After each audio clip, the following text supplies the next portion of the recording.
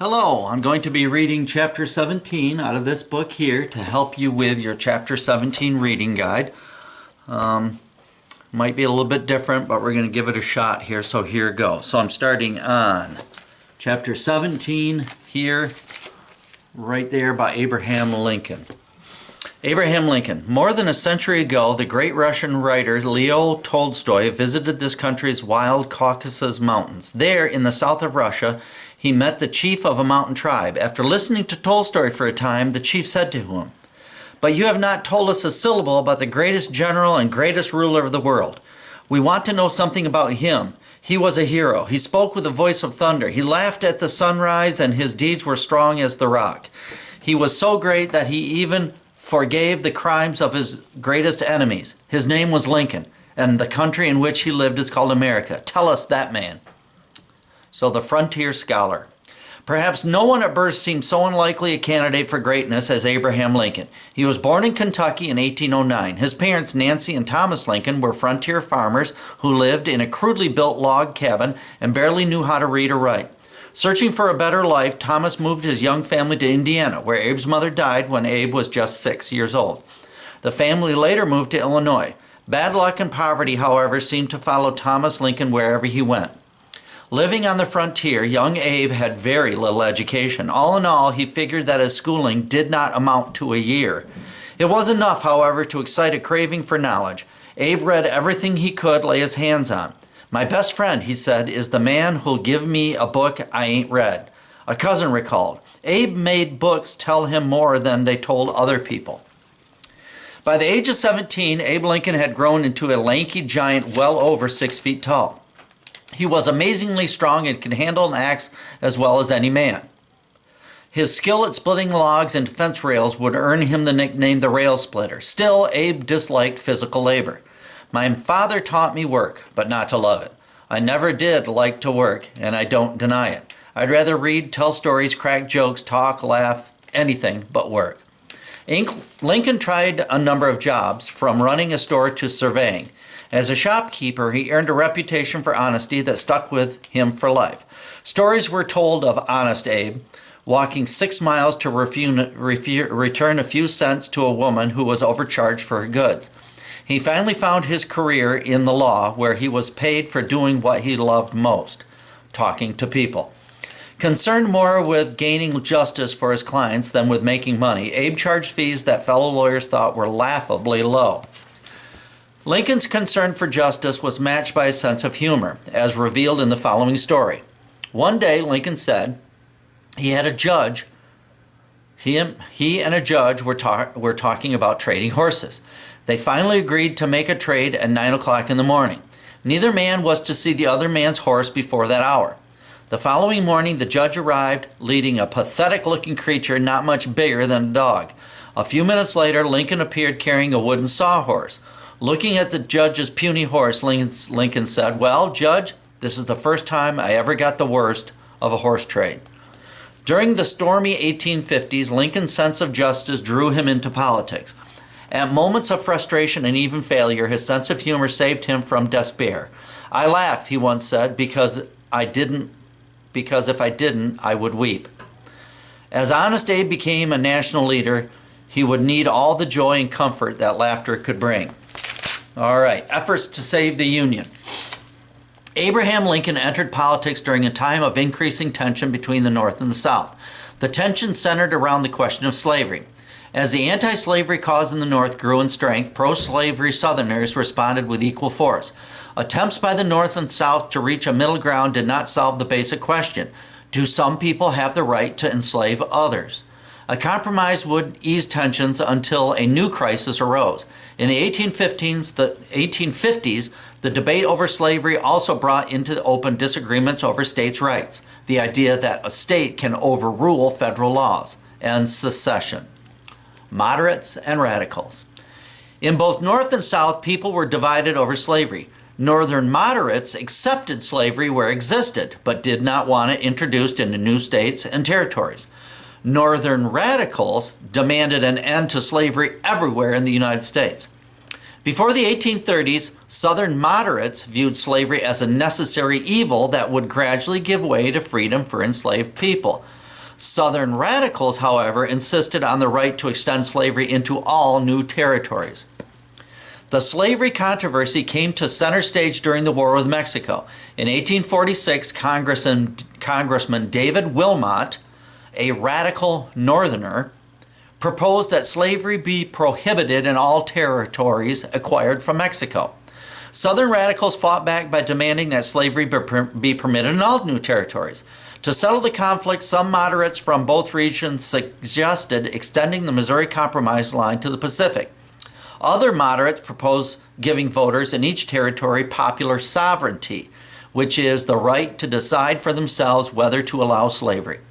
To many people, popular sovereignty seemed the best way to end the debate over slavery in the territories.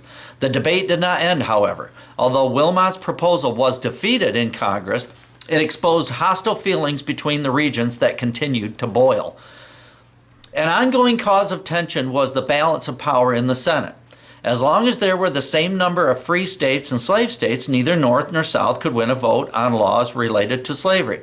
In 1848, slave and free states were, in fact, equal in number. However, Minnesota and Oregon, where residents opposed slavery, had applied for statehood. To avoid upsetting the balance of power, Congress put off admitting them to the Union. The election of 1848. During the 1848 presidential campaign, both Democrats and Whigs avoided the topic of slavery. The Democrats chose a northern moderate, Senator Lewis Cass from Michigan, as their candidate. The Whigs turned to General Zachary Taylor, a hero of the war with Mexico. Angry that the two major parties were ignoring the slavery issue, anti-slavery forces formed the Free Soil Party, with former President Martin Van Buren as their candidate. The Free Soilers soon won enough northern votes away from the Democrats to throw the election to Taylor and the Whigs. The Free Soilers' success showed that the conflict over slavery in the territories was not over. In 1849, the issue of slavery demanded fresh attention when California voters adopted a constitution banning slavery in the territory. President Taylor, who favored popular sovereignty, supported the decision and called for California statehood. People in present-day New Mexico and Utah also wanted their areas to become free states. Taylor's action launched some of the greatest debates in the Senate's history. This time, the argument went beyond the issue of slavery. It called into question the very future of the United States. Two generations met on the Senate floor to debate the issue of slavery in the territories: Henry Clay, Daniel Webster, and John C. Calhoun. They represented the older generation. Among those who would lead the Senate in the future were Jefferson Davis, Stephen A. Douglas, and William H. Seward. Henry Clay had a reputation for settling disagreements and led the Senate session. The great compromiser had prevented a showdown between the North and the South in 1820 when he pushed through the Missouri Compromise. Many senators hoped that he could do it again. Now 73 years old and in ill health, Clay fashioned a plan for dealing with the two main issues: slavery in the West and the return of escaped slaves. He called for admitting California as a free state, but not restricting slavery in the other territories gained from Mexico. He also proposed a more aggressive fugitive slave law. John C. Calhoun, a Southerner, rejected Clay's plan. It would not guarantee the right to slavery in the territories, he claimed. He also demanded an even tougher fugitive slave law. Treat the South fairly, he warned the Senate, or the South would secede, like leave. Weakened by throat cancer, Calhoun had another senator read his speech. How can the Union be saved? She, the South, has no compromise to offer. If you are unwilling to meet our demands, we should part in peace. Daniel Webster was a Northern moderate, pleaded for the nation's unity. I wish to speak today not as a Massachusetts man nor as a Northern man, but as an American. I speak today for the preservation of the Union. Webster's plea fell on deaf ears as Northern radicals took on Southern radicals. William H. Seward saw compromise over slavery as radically wrong. Representative Horace Mann believed that the world would view the United States with disgust for allowing slavery. Agreement at last. Events took a sudden twist when President Taylor, a staunch opponent of compromise, fell ill from cholera and died on July 9, 1850. The new president, Millard Fillmore, came out firmly for Clay's compromise. By this time, Congress knew that voters in both the North and the South favored compromise. As a result, it passed the Compromise of 1850. With the passage of the Compromise of 1850, President Fillmore claimed that the nation had found the final settlement that would end the arguments over slavery. In fact, the nation did settle into a prosperous peace for the next few years. However, Fillmore had spoken too quickly. The crisis over slavery was far from ended. That's section 1. All right, section 2, the failure to compromise. The Compromise of 1850 brought only temporary relief to the nation. Americans were still deeply divided over slavery and states' rights, and it was not long before conflicts broke out again. 3 events shattered the calm. They were the enforcement of the new fugitive slave law, the publication of the anti-slavery novel Uncle Tom's Cabin, and a violent struggle over slavery in Kansas. This time, efforts at compromise would fail. The fugitive slave law, which we talked a lot about in the Race and American History unit. Most Northerners despised the Fugitive Slave Law of 1850. The law denied escaped slaves the right to a jury trial and to testify in court on their own behalf. Anyone who helped a slave escape could be fined $1,000 and jailed for 6 months. Slave catchers received $10 for every African American they kidnapped in the North and brought to a slave owner in the South. Before the new law, slavery had existed far from where most Northerners lived. Now they had a first-hand look as slave hunters came north seeking escaped slaves. Almost 200 African Americans, even some free blacks who were not escaped slaves, were captured and sent to the South. Northerners reacted against the kidnapping to the point of violence. A Pennsylvania mob killed a kidnapper. Frederick Douglass, himself an escaped slave, declared that the only way to make this fugitive law a dead letter is to make half a dozen dead kidnappers. The fugitive slave law drove a deeper wedge between North and South. Southerners were outraged at Northern resistance to it. They accused the North of breaking the Compromise of 1850. Northerners, on the other hand, were shocked by the cruelty of the law. It caused many of them to become more radical in their views on slavery. Uncle Tom's Cabin. Northern outrage over the fugitive slave law was mild, though, compared to the storm that arose when Harriet Beecher Stowe published Uncle Tom's Cabin in 1852.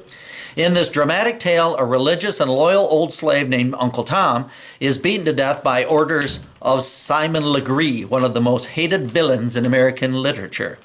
Have you ever read a book that changed the way of thinking? Stowe's goal was to write such a book. By depicting the brutality of slave life on a plantation, she wanted to awaken Americans to the evil in their midst. Stowe succeeded beyond her wildest dreams. Within the year, the book was a bestseller, outsold only by the Bible. As a play, it shocked audiences around the world. People who saw or read Uncle Tom's Cabin could no longer close their eyes to slavery. Many Southerners, however, claimed the story was full of lies. They feared that it would strengthen the influence of anti-slavery radicals in the North. The election of 1852. In the election of 1852, presidential election, the Democrats nominated Franklin Pierce, who had promised to enforce the Compromise of 1850, including the fugitive slave law. The Whig candidate, General Winfield Scott, took no stand on the compromise. Pierce won almost every state. His landslide victory proved that despite the angry feelings caused by the fugitive slave law and Uncle Tom's Cabin, most Americans still clung to the hope that the issue of slavery had been settled. The Kansas-Nebraska Act. As it turned out, the 1852 election marked only a brief pause in the sectional conflict over slavery. The struggle started again when Senator Stephen Douglas of Illinois introduced a bill to be known as the Kansas-Nebraska Act. A new railroad, Douglas proposed that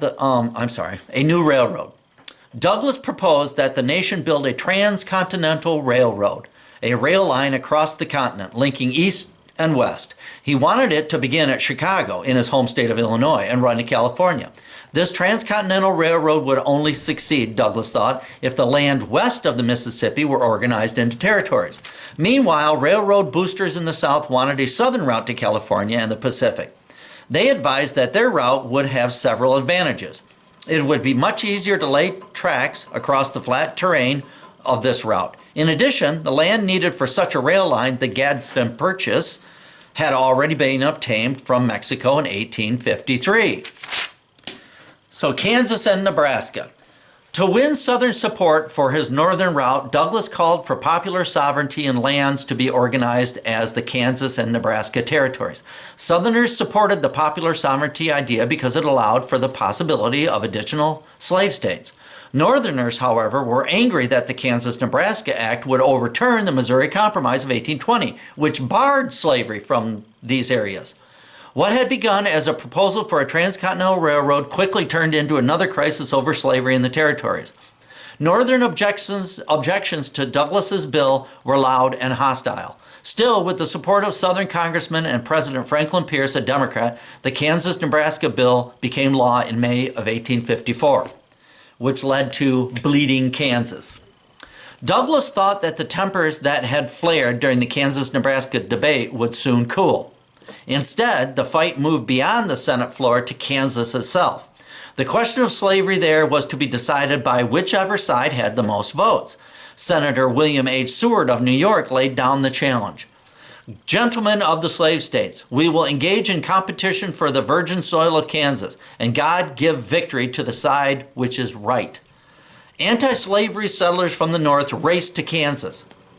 They were met by pro-slavery settlers from the south, particularly from Missouri. Each group hoped to gain control of the territory in the upcoming election. On Election Day in March 1855, nearly 5,000 Missouri residents crossed into Kansas. Their illegal votes gave the victory to pro-slavery candidates. The new legislature quickly passed laws protecting slavery in Kansas. Outraged anti-slavery settlers in Kansas refused to accept the pro-slavery legislature. They elected their own legislature and set up their own government. And then along comes a man named John Brown. With sides now sharply drawn, Kansas became a dress rehearsal for the Civil War. In May of 1856, a pro-slavery army of border ruffians from Missouri marched into the anti-slavery town of Lawrence and set it on fire. The sack of Lawrence inspired an abolitionist named John Brown to seek revenge. Lean, strong, and straight as a mountain pine, Brown led 4 of his sons and several others to a pro-slavery settlement. There they murdered 5 men by splitting open their heads with swords. In retaliation, pro-slavery forces killed one of Brown's sons. Brown did not back down. He vowed, "I have only a short time to live and only one death to die, and I will die fighting for this cause of anti-slavery." These brutal deaths touched off a year-long war in Kansas. 200 lives were lost and many homes were burned before federal troops finally restored order in Bleeding Kansas in late 1856. The violence in Kansas, however, spilled over into the halls of Congress. In a speech in May of 1865, Charles Sumner, an abolitionist senator from Massachusetts, attacked slaveholders for the crime committed against Kansas. 3 days later, Representative Preston Brooks of South Carolina broke his cane over Sumner's head while Sumner was seated at his desk. Brooks was furious that Sumner had insulted Brooks' uncle in the speech. Sumner, severely injured, did not return to the Senate for more than 2 years. A new Republican Party. Meanwhile, Northerners who opposed the spread of slavery had grown impatient with the Democratic and Whig parties. They wanted a party that would commit itself to anti-slavery values. In 1854, such a party was formed. It was named the Republican Party after the party founded by Jefferson. The Republican Party platform, a statement of a political party's beliefs, took stands against the Kansas-Nebraska Act and the Fugitive Slave Law. Running on that platform, Republican candidates swept the 1854 elections in the North, especially in the Midwest. Soon, Northern Whigs and Democrats were joining the new party, adding to its strength. As a result, the Democrats' main base of power switched to the South. The election of 1856, which was a presidential election. The Republicans first attempted to gain the presidency in 1856. They selected John Charles Fremont, a Westerner explorer and opponent of slavery, as their candidate, also called the Pathfinder. He campaigned with the slogan, "Free soil, free speech, and Fremont." Abraham Lincoln, who had joined the Republicans, narrowly missed being nominated for vice president. The Democrats were expected to nominate Stephen A. Douglas. However, They knew that the Kansas-Nebraska Act had made him unpopular with Northern voters. Instead, the Democrats chose James Buchanan, who had been serving overseas as minister to England, and thus he had not taken a stand in the Kansas-Nebraska debate. Although Fremont took 11 of the 16 free states, Buchanan won the election by carrying the southern states and 5 of the free states. As people became more alarmed that the nation might break apart, it remained to be seen if President Buchanan could hold the country together. And he did. That's the end of section 2. All right. Let's go on to section 3, the brink of war. And that should do it. All right, on the brink of war. The 1856 election had avoided an all-out fight over the slavery question. However, whether it bubbled below the surface or exploded into open debate, slavery was an issue that would not go away. James Buchanan had been president only 2 days when yet another crisis rocked the nation. On March 7, 1857, the Supreme Court announced its decision in the case of Dred Scott versus Stanford. The Dred Scott decision. Dred Scott had been a slave of a Missouri surgeon who had taken him to Illinois and the Wisconsin Territory. They were free territories. They lived there for several years before returning to Missouri. In 1846, Scott claimed in court that the years he had lived on free northern soil had made him a free man. The jury ruled in his favor, but the Missouri Compromise overruled the decision. Scott took his case to the United States Supreme Court. In Dred Scott versus Stanford, the court ruled against Scott by a vote of 7-2. In the first place, the justices said, Scott did not have a right to a trial. African Americans, enslaved or free, were not citizens, and thus could not bring suits to federal court. The court also ruled that the Missouri Compromise was unconstitutional, and slavery could not be banned in any territory. Slaves were property, they reasoned, and the Fifth Amendment guaranteeing the right to property. Remember, the Fifth Amendment was also the right to remain silent, but it was also your right to due process and the right to private property. Slave owners had the right to take slaves into their territory. Living in a free territory had not made Scott a free man. Southern radicals praised the decision.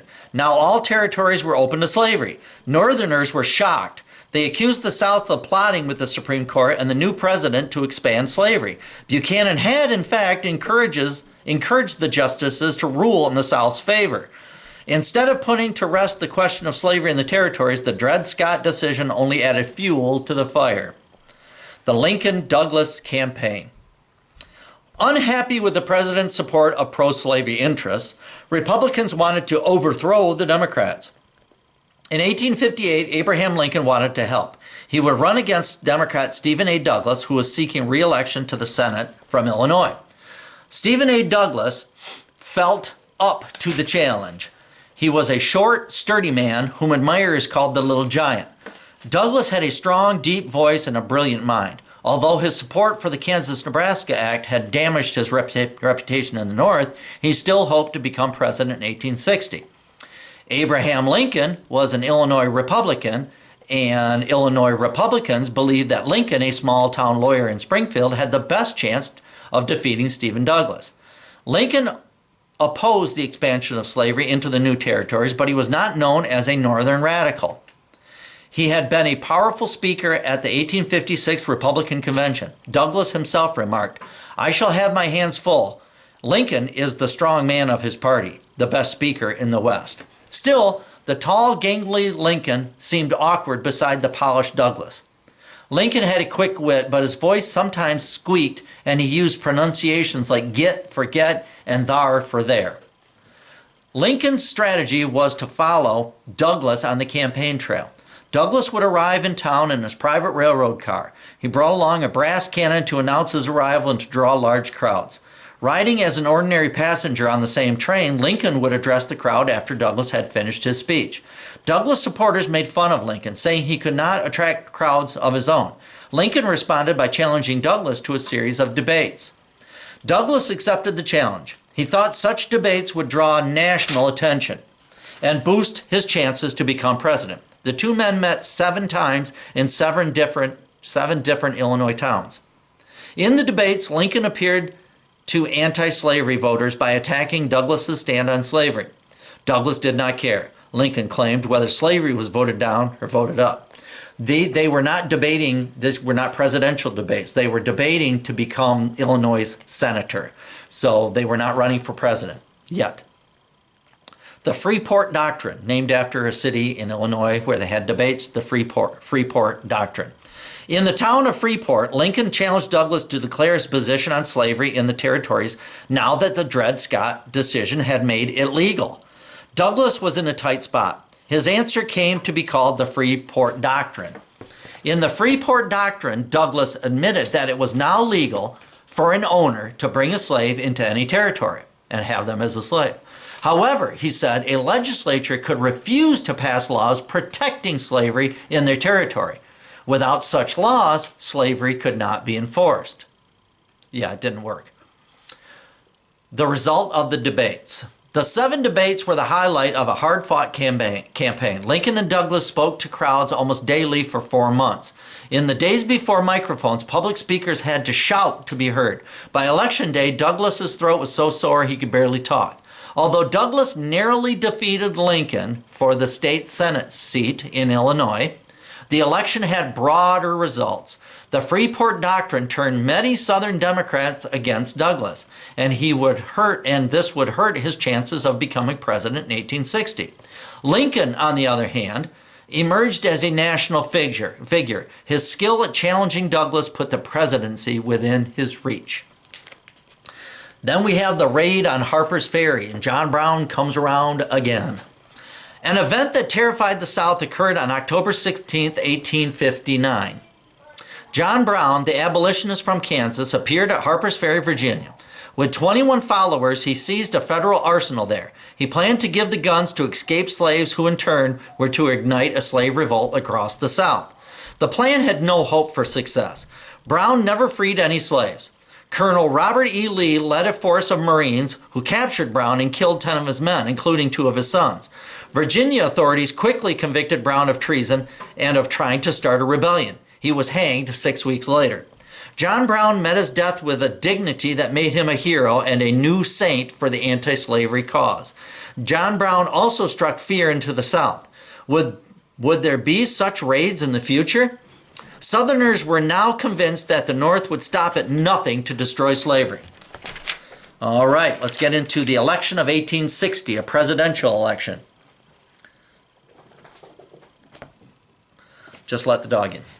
All right, the presidential election of 1860 drove a final wedge between North and South. The Democratic Party split. Northern Democrats nominated Stephen A. Douglas and came out for popular sovereignty in the territories. Southern Democrats picked John C. Breckinridge, who supported slavery in all the territories. In a Chicago meeting hall packed with his supporters, Lincoln won the Republican nomination. The party did not call for the abolition of slavery. Rather, with Lincoln, it viewed slavery as an evil not to be extended but to be tolerated. A 4th candidate, John Bell of Tennessee, was nominated by the Constitutional Union Party. This new party avoided the issue of slavery and supported the Union. Although Lincoln obviously won, so although he won only 40% of the popular vote, Lincoln received a majority of the electoral votes. So, thanks to the split in the Democratic Party, Abraham Lincoln was elected as the first Republican president. The South secedes, which secede means leave. As Lincoln had predicted in 1858, a house divided against itself cannot stand. Within weeks of his election, South Carolina left the Union. Alabama, Mississippi, Georgia, Florida, Louisiana, and Texas soon followed. Together, they formed the Confederate States of America with Jefferson Davis of Mississippi as their president. Many Northerners agreed with Lincoln that no state can lawfully get out of the Union. Most Southerners, however, believed that secession was justified. The Declaration of Independence, they pointed out, stated that people had the right to throw off an unjust government. Edmund Ruffin, a Virginia planter, and fire eaters, what they were called when they were avid Confederates and wanted to break away, he declared, "Slave-holding states must proclaim another Declaration of Independence from the United States. We, the children of those founding fathers, have submitted to oppression and wrong incalculably far greater than over England inflicted." Can a state ever legally secede from the nation? and under what conditions?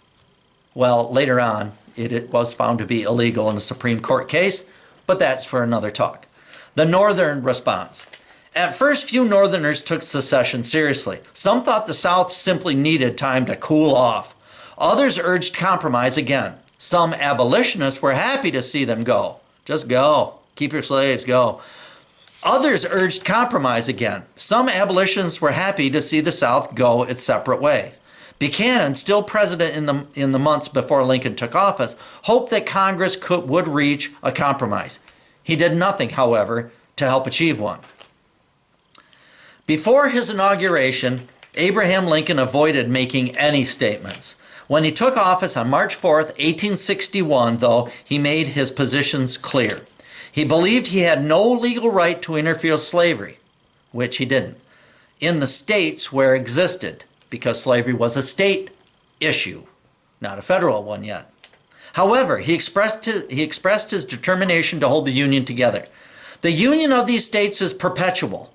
No state can lawfully get out of the Union. I therefore consider that the Union is unbroken. Lincoln would oppose all attempts at secession, but believed that there was no need for bloodshed or violence. He continued with the plea, "We are not enemies, but friends. We must not be enemies." The outbreak of war. Southern radicals ignored Lincoln's plea. While the new president organized his government, Confederate leaders prepared for war.